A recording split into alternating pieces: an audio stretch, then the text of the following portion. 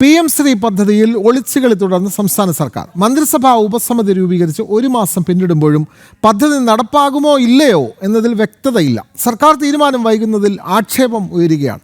വിവരങ്ങളുമായി തിരുവനന്തപുരത്ത് നിന്ന് MS വീണ ചേരുന്നു. വീണ, PM ശ്രീ പദ്ധതി സർക്കാർ അധികാരമേറ്റപ്പോൾ മുതൽ വലിയ തലവേദനയായിരിക്കുകയാണ് സർക്കാരിന്. ഇത് നടപ്പാക്കാമോ ഇല്ലയോ എന്നതിനെ സംബന്ധിച്ച് അവർക്കൊരു തീരുമാനമെടുക്കാൻ പറ്റുന്നില്ല. മന്ത്രിസഭാ ഉപസമിതിയൊക്കെ രൂപീകരിച്ചു, പക്ഷേ ഇതിന്മേലും ഒരു തീരുമാനം ഇപ്പോൾ വന്നിട്ടില്ല. പക്ഷേ ഇത് അധികകാലം നീട്ടിക്കൊണ്ട് പോകാൻ കഴിയില്ലല്ലോ. PM ശ്രീ പദ്ധതിയിൽ വ്യക്തമായൊരു തീരുമാനം സർക്കാരിന് കൈക്കൊണ്ടേ മതിയാകുകയുള്ളൂ. ഒരു മാസം പിന്നിടുമ്പോഴും പദ്ധതിയെപ്പറ്റി ഒരു മറുപടി പറയാൻ സർക്കാരിന് കഴിയുന്നില്ലല്ലോ. കൂടുതൽ വിവരങ്ങൾ.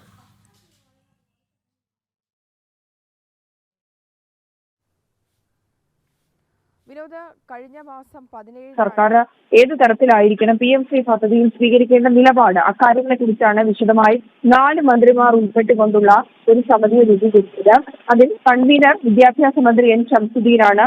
M ലിജു അടക്കമുള്ള മറ്റ് 3 മന്ത്രിമാരുമുണ്ട്. അത്തരത്തിൽ 4 മന്ത്രിമാരുടെ നേതൃത്വത്തിൽ 2ഉം 3ഉം തവണയൊക്കെയായി ഇതിന്റെ യോഗം ചേർന്നിരുന്നു. പക്ഷേ ഇപ്പോഴും ആ ഉപസമിതി യോഗം നടക്കുന്നതല്ലാതെ അന്തിമമായിട്ടുള്ള ഒരു തീരുമാനത്തിലേക്ക് എത്താൻ സർക്കാരിന് സാധിച്ചിട്ടില്ല.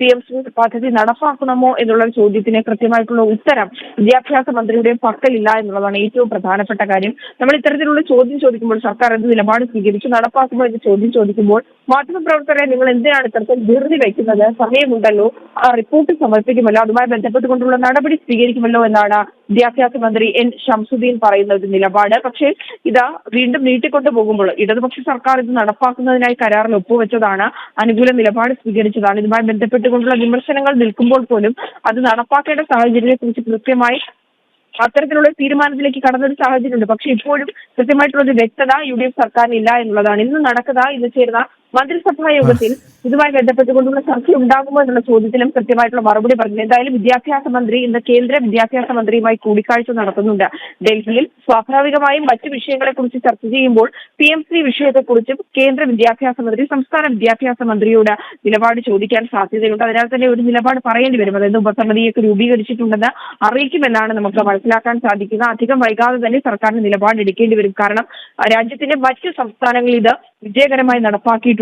അതുപോലെ തന്നെ കേരളത്തിലെ ചില സ്കൂളുകളിലും ഇത് വിജയകരമായി നടപ്പാക്കുന്നതാണ്. അതിന്റെ ഗുണങ്ങൾ വിദ്യാഭ്യാസ മേഖലയ്ക്കും വിദ്യാർത്ഥികൾക്കും ലഭിക്കുന്നുണ്ട്. രക്ഷിതാക്കളടക്കം അധ്യാപകരടക്കം ഇതിന്റെ ഗുണങ്ങൾ എന്താണെന്ന് ബോധവാന്മാരാണ്. അതിനാൽ തന്നെ സർക്കാരിന് ഇത് അധികം വൈകിപ്പിച്ചു കൊണ്ടുപോകാൻ കഴിയില്ല.